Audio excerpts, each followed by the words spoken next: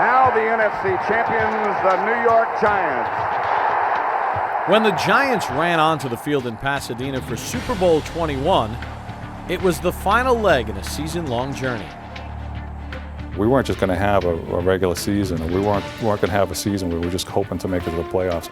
In the back of everybody's mind, I really feel that we all believe that we could win a Super Bowl. Complete to Bavaro, down to the 35, still on his feet to the 30, down to the 25, down to the 20. He's got 4 men on his back and gets down to the 17. I just knew once we took the field in '86 that we were going to win the Super Bowl that year. He's going to get a touchdown if he holds it. Touchdown! Harry Carson. In the divisional playoffs, the Giants ran roughshod over San Francisco in a resounding 49-3 victory.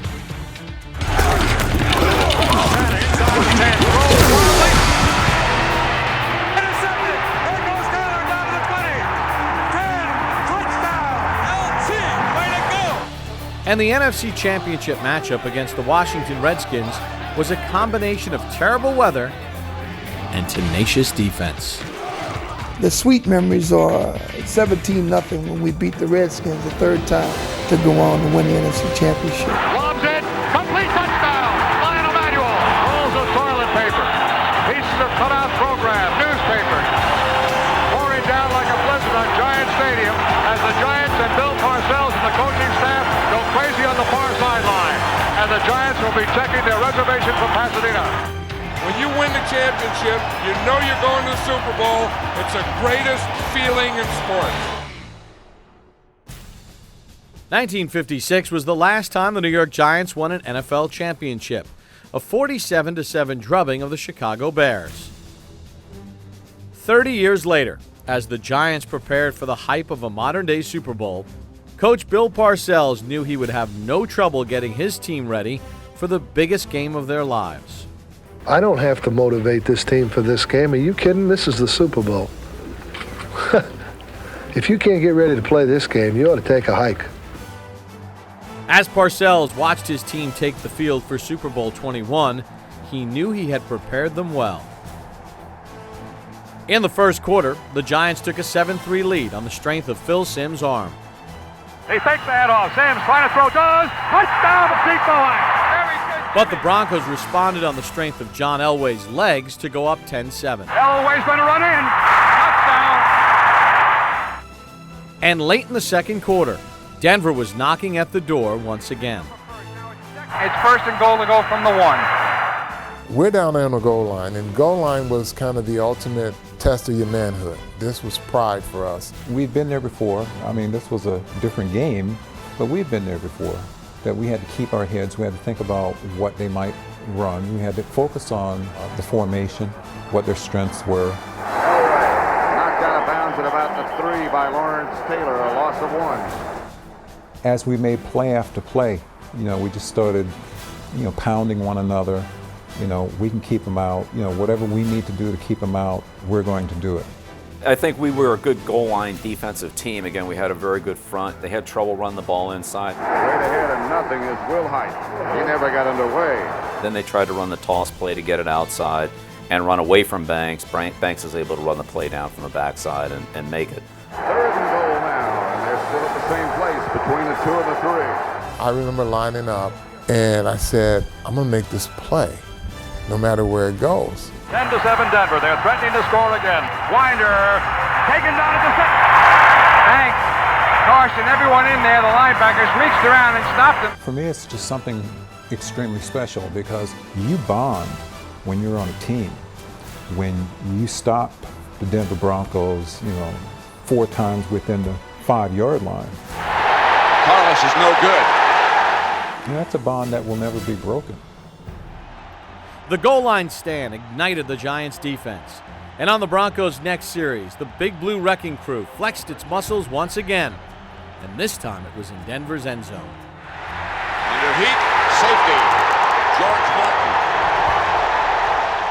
At the snap of the ball, I fake as if though I'm going inside. And what I do is I spin around and come around the outside. And there's Elway who runs right into my arms. It was a trick play, I gotta admit that, but it worked to perfection. The offensive tackle bid on it, and that's what you call being a wily old veteran. Martin's safety did not give the Giants the lead, but it did give them something almost as important: momentum. The momentum shift, particularly after the safety.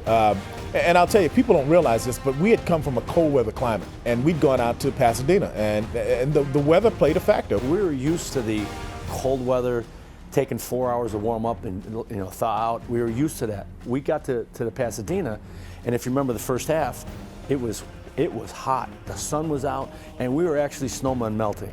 So we didn't play a good first half in that game. We came in halftime. They said, okay, we played a really terrible half. We're going to come out in the second half. We came out on the field. It seemed like the sun went down, and the temperature went down 20 degrees. It's almost like we plugged into an outlet, and it gave us energy. On the Giants' first possession in the second half, Bill Parcells called for a fake punt on a 4th and 1 at their own 46-yard line.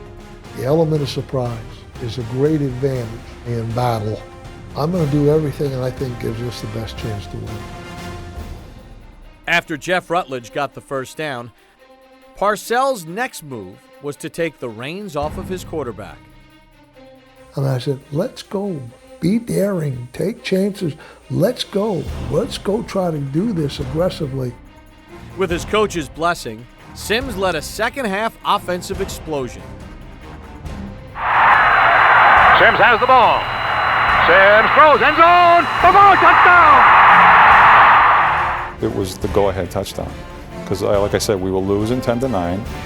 And the great part about that touchdown is somebody took a picture of it head-on, of me head-on. So you got me kneeling down, giving thanks for scoring a touchdown, and behind me you can see the scoreboard on the other side of the field. That's the only meaning it really had to me, was that it was the start of the turning of the tide. And we never really looked back from that. McConkey comes in motion to the right-hand side. Pitch, Forrester turns around back to Sims on the flea flicker. Sims is looking way downfield. He's got a receiver. Complete down to the 10, 5. Touchdown, I believe. That's on the mark at the 1. Still McConkey to the 1-yard line. Sims has the ball. He is going to pass. He does. It is complete. Yes! He hung on to the ball. Navarro hung on to the ball, and McConkey came down with it.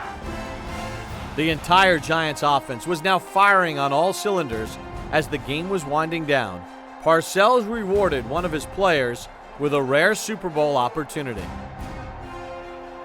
I never thought I would get a chance to play, just being with those guys and being in the huddle. And when I had a chance to go on the field, they all looked at me and said, hey man, we're going to get you in, just come on. So I was very happy. There it goes, Otis Anderson, he's got a touchdown. There's Parcells' payback to O.J. for being patient. Anderson's touchdown was the final statement of the Giants' Super Bowl dominance. The Super Bowl champions are the Giants. The Giants have accomplished something that many people thought they would never see.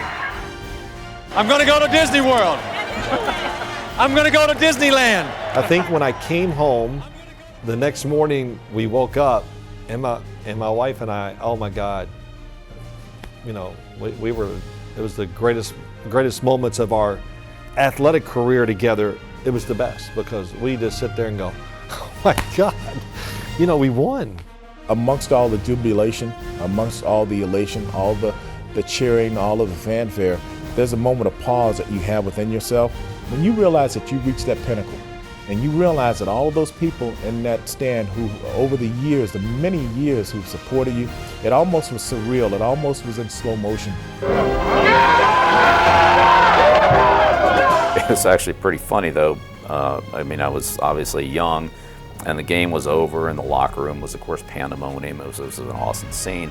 And I just felt like, I'll never be in this moment again. So I walked out of the locker room, walked back out onto the Rose Bowl and just took one last look at the field and the scoreboard and the whole scene. It was just, a moment that I just personally wanted to capture. And then I came back in, and the security guards wouldn't let me back into the locker room to get to the buses. I was young enough. Nobody knew who I was. It was just fine. But I almost couldn't get back on the bus. The rest of your life, man. Nobody can ever tell you that you couldn't do it, because you did it. Hey Giants fans, Jabril Peppers here. Want to be the first to see Giants videos? Subscribe now.